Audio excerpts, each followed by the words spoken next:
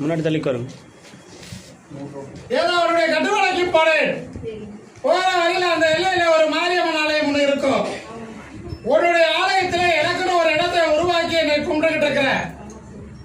வாழ்க்கையிலே தோற்று போயிட்ட கருச்சாவே, வாழ்வையிலே ஜெயிக்கணும், பொருளாதாரத்தை உயர்த்தணும். என் பிள்ளை கடல் கடந்து போயிருக்கிறான் வெளியில, அவனுக்கு பாதுகாப்பாக இருக்கணும். அதே போல நான் இல்லாத பணத்தையும் வாங்கி கொடுத்துடணும். நான் பேசுற வியாபாரத்துல ஜெயிக்க வைக்கணும். காலம் முழுவதும் உனக்கு உண்மையாகவும் உனக்கு துணையா இருப்பேன் என்பதும் நான் காலம் ஒன்று வா.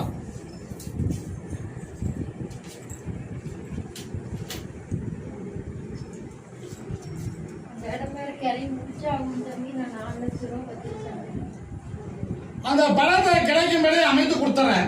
சரியா? கால அவகாசம் வாங்கிக்க. 30 அதே இடத்தை உனக்கு அமைச்சு கொடுத்து நடத்தி கொடுத்தா போதும்ல, உறுதியாகும். வேற என்ன கேட்கற?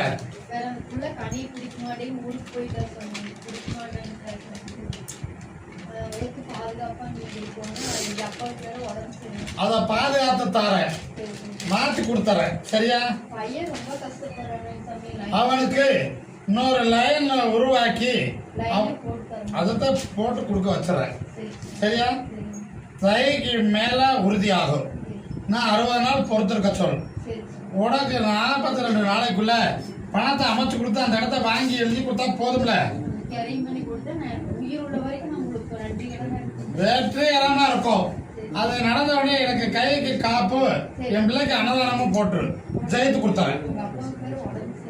அதை வீதியை கொண்டு போய் போடு. சரியா? தீர்த்து கொடுத்தறேன்.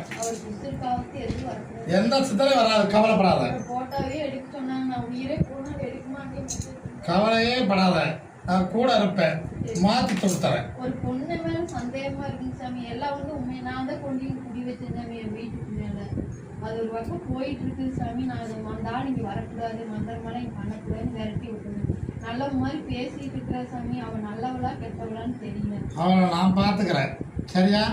அடுத்த முறை என்னை பார்க்க வந்துட்டு அடுத்து வரும்பொழுது அவன் உன்னுடைய பாதையிலே வரமாட்டான். ஒதுக்கி கொடுத்துறேன்.